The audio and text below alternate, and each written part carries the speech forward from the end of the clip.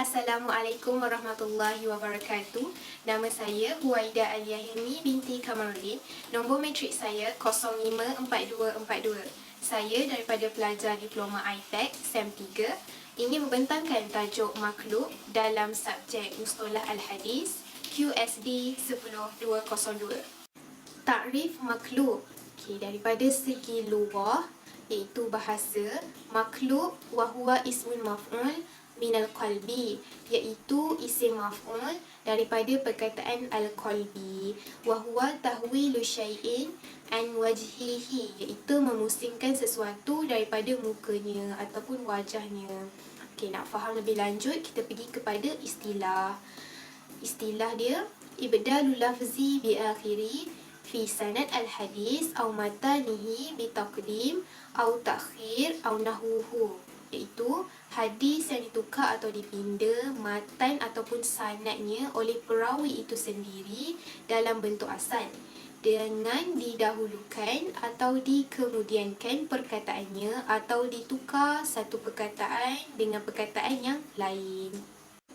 Aksam hadis makhluk iaitu pembahagian hadis makhluk terbahagi kepada dua bahagian utama.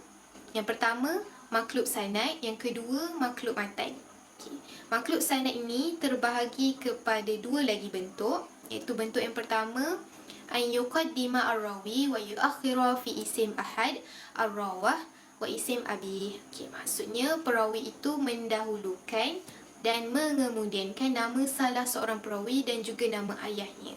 Contoh, hadis yang diriwayatkan oleh Ka'ab bin Murrah, dia menjadi Murrah bin Ka'ab. Itu bentuk yang kedua, ayubdilu ar-rawi syahsan bi akhar bi qasdi al-ighrab. Maksudnya perawi menukarkan seseorang dengan seseorang yang lain dengan tujuan untuk menjadikannya gharib. Contoh, hadis yang diriwayatkan oleh Hamad bin Amru an-Nasibi daripada Al-A'mash bin Abu Salih daripada Abu Hurairah secara marfu'. Apabila kamu bertemu dengan orang musyrik di jalanan, maka jangan dahulukan mereka dengan ucapan salam. Hadis ini makhluk. Kerana apa?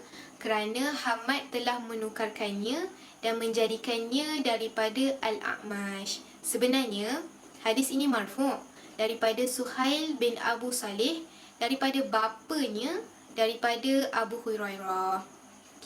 Jadi inilah yang ditahrijkan oleh Muslim dalam sahihnya. Bentuk pertukaran ini menyebabkan perawi itu dikenali sebagai pencuri hadis. Aksam hadis makhluk. Pembahagian hadis makhluk yang kedua ialah makhluk matan. Makhluk matan ni juga terbagi kepada dua bentuk. Iaitu yang pertama, an yuqaddima ar-rawi wa yuakhara fi ba'd matan al-hadis.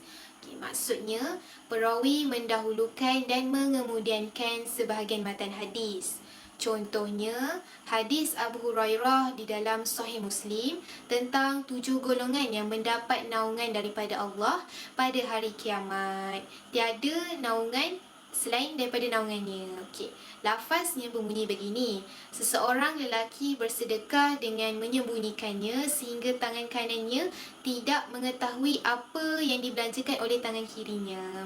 Ini adalah penukaran yang telah dilakukan oleh sesetengah perawi. Jadi yang sebenar-benarnya ialah sehingga tangan kirinya tidak mengetahui apa yang dibelanjakan oleh tangan kanannya.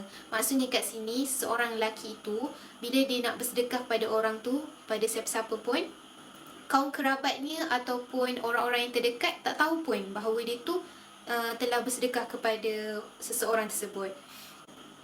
Yang kedua, ayaj'alu ar-rawi matan hazal hadis ala isnada akhar wa yaj'alu isnadahu limatanin akhar wa zalika biqasdi al-imtihan.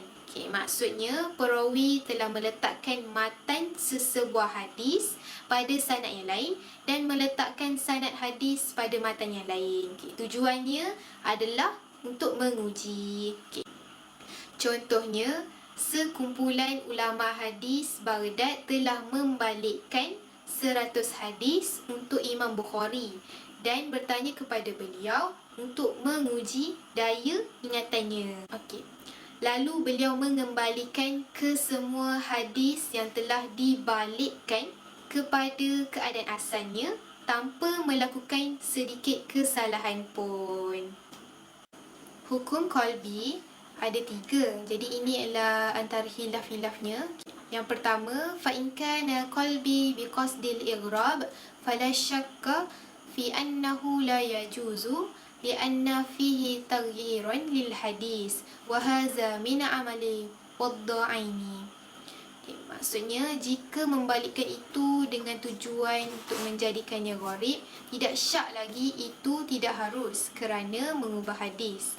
Dan ini adalah kerja pereka hadis. Okey, yang kedua, wa in kana biqasdil imtihan fahuwa jaizun lil tasbit min hafzil muhaddis wa ahliyatihi wa hadza bi syarti an yubayyana as-sahih qabla infidadil majlis. Maksudnya, jika dengan tujuan untuk menguji, maka harus bagi mendapatkan kepastian ingatan ulama hadis dan sejauh mana keahliannya. Walau bagaimanapun, sebelum majlis itu berakhir, hendaklah dijelaskan manakah sebenarnya yang sahih. Yang ketiga, wa in kana an khata'in wa sahwin fala syakka fi anna fa'iluhu ma'zurun fi khata'ihi walakin iza kasura zalika minhu fa innahu yakhillu bidadbitihi wa yaj'aluhu dha'ifan. Maksudnya, jika berlaku kesilapan ataupun terlupa, maka pelakunya dimaafkan. Tetapi apabila sering berlaku, selalu sangat berlaku, maka itu akan mencacatkan ketepatannya dan menjadikannya perawi itu dhaif.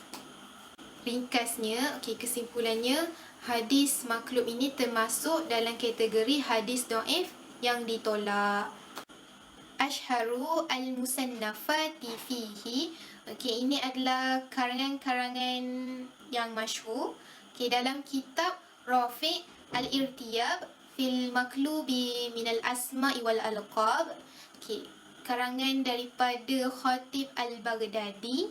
Jadi ini adalah secara zahirnya kitab ini khusus dengan hadis maklub sanad sahaja.